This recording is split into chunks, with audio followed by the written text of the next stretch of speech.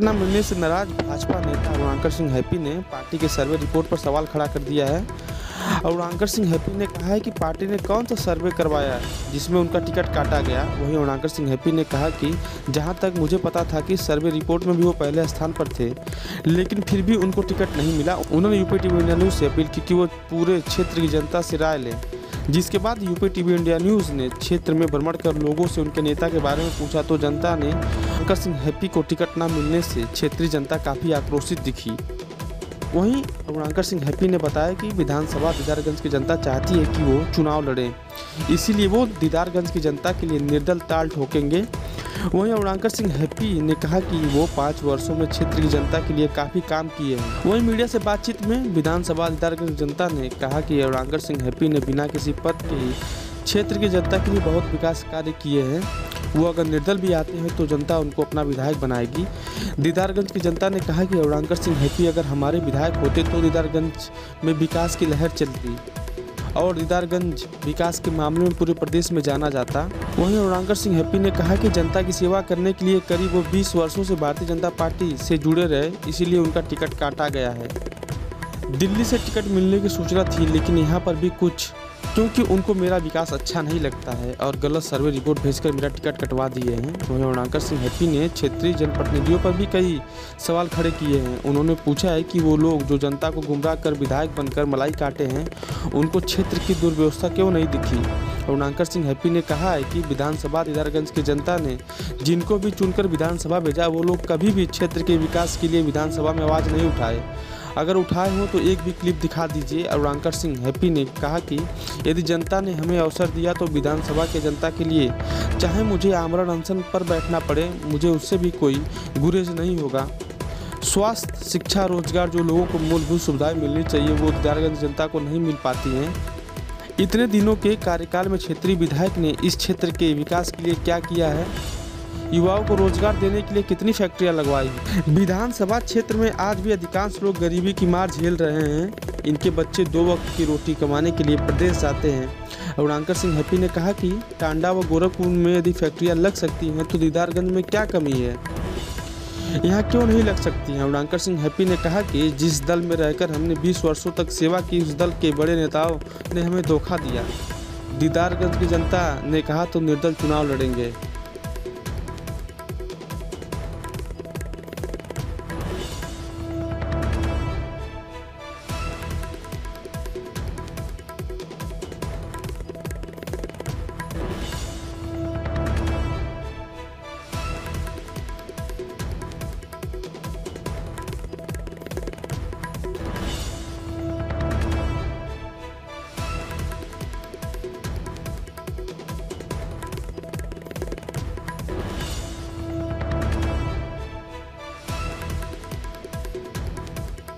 लगातार ये देखने में आया कि आप भाजपा के जुझारू कार्यकर्ता थे। अब आपकी तरफ से ये स्वर हो रहा है कि आप एक प्रत्याशी के रूप में निर्दल होंगे। क्या कहना चाहेंगे, क्यों ऐसा विचार आया आपके? मैं बचपन से ही संघ के विद्यालय में मेरा प्रशिक्षण हुआ। विद्यालय में जब हम लोग पढ़ते थे तब भी हम लोगों के अंदर राष्ट्रभक्ति और हिंदुत्व का विषय रहता है और इसके अलावा हम लोग कोई तीसरी बात नहीं सोच सकते हैं। मेरा नाम अरुणाकर सिंह है।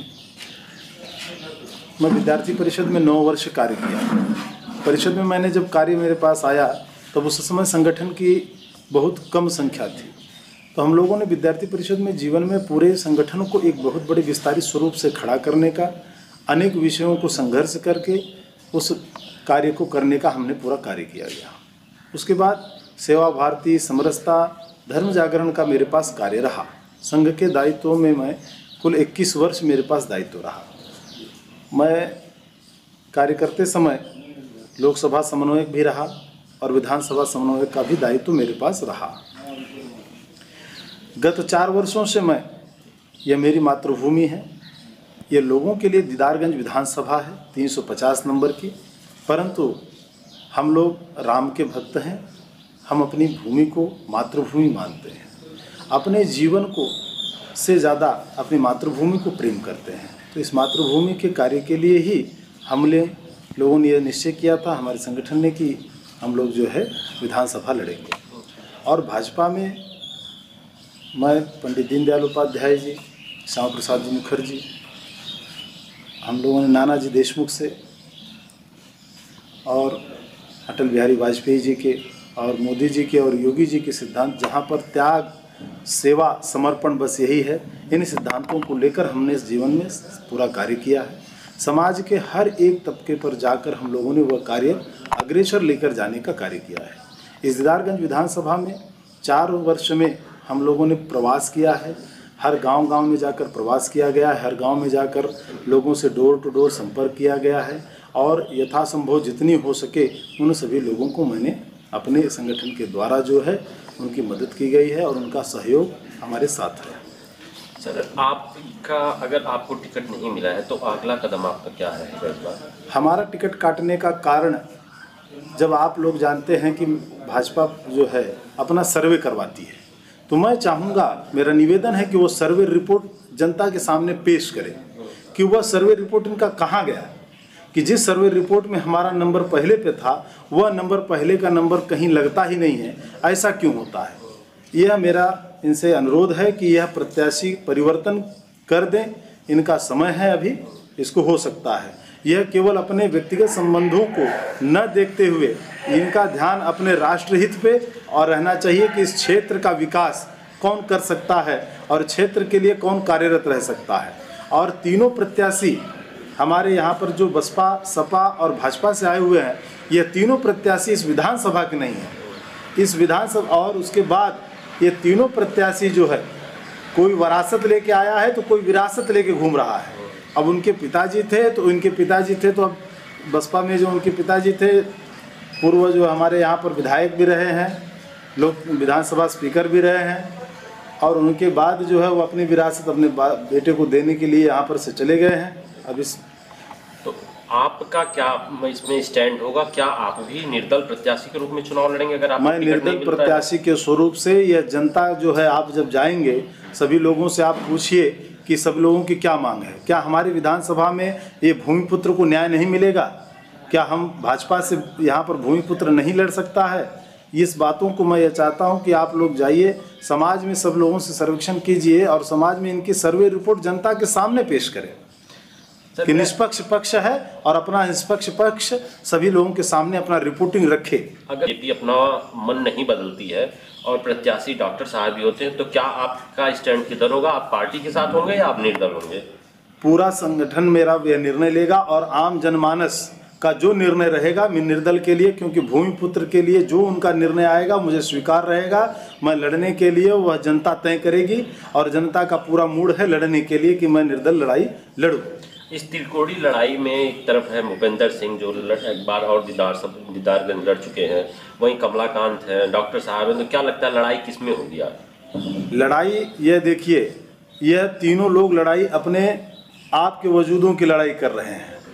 यहाँ पर मैं ये कहना चाहता हूँ कि अगर तीनों प्रत्याशियों में इतना दमखम है तो सभी लोग अपना दल बगल में करके आएँ और जनता का नेता अपने आप को साबित करके दिखा दें। अच्छा, दीदारगंज के मुख्य मुद्दे क्या हैं? किन मुद्दों पर चुनाव लड़ना चाहिए और किन मुद्दों पर चुनाव लड़ा जा रहा है? यहाँ पर विकास दृष्टि से हमारा यह क्षेत्र, जैसे कि तहसील मार्टिनगंज नई बनी है, दीदारगंज विधानसभा यह जो है हमारी लखनऊ से जो है दूरी इसकी है और दूरी के कारण जो है इसका विकास जो है भौगोलिक दृष्टिकोण से कभी नहीं हो पाया। ना यहाँ पर इंडस्ट्री डेवलपमेंट है, ना लघु उद्योग की श्रृंखला है, यहाँ बेरोजगारों की श्रृंखला सबसे ज़्यादा है। नव युवक जो है यहाँ पर व्यवसाय नहीं रहने के कारण जो है बाहर ज़्यादा पलायन करते हैं। बाहर पलायन होने के कारण कुछ परिवारों में जिनके माँ पिता मर जाते हैं परंतु पड़ोसी 2 दिन बाद अग्निमुख देता है उनको वहाँ पर से। ऐसी घटनाएँ हो जाती हैं जिसके कारण हमारे यहाँ पर क्षेत्र में विकास नहीं हो पाता है। रोड, नाली और सारी सड़कों के ये सब चीज़ें तो मुख्यतः है, परंतु औद्योगिक विकास हमारे पास नहीं होता है। सर, तो बेसिक नीड्स होती है पहले रास्ते, और आपके घर तक आने में रास्ते काफ़ी दुर्लभ हो चुके हैं, तो क्या लगता है विधायक की गलती या वर्तमान सरकार ने इस पर कहीं अपनी नज़र नहीं डाली? वर्तमान सरकार की नज़र यहाँ पर इसलिए नहीं जाती है क्योंकि यहाँ पर कोई भाजपा का विधायक होता ही नहीं है, और उसके बाद यहाँ पर यह संगठन हम लोगों ने इतनी मेहनत करके राष्ट्रहित और हिंदुत्व का विषय रखकर इस अपने दीदारगंज विधानसभा में हमने पूरा जो है एक इसको भाजपामय बनाया था, परंतु हमारा टिकट कट जाने से हमारे से जितने लोगों का स्नेह प्रेम सहयोगी थे सब लोगों का मन उदास हो चुका है और भाजपा से वो लोग खिन्न हो चुके हैं। तो आपको लगता है कि टिकट आपको नहीं मिलेगा तो भाजपा यहाँ हार जाएगी? यह जनता बिल्कुल तय करके दिखा देगी कि एक राष्ट्रभक्त को छोड़कर, एक राम भक्त को छोड़कर वह किसका निर्णय देना चाहेगी। हम योगी जी के समर्थक हैं, परंतु यहाँ पर प्रत्याशी के विरोधक हैं। ठीक।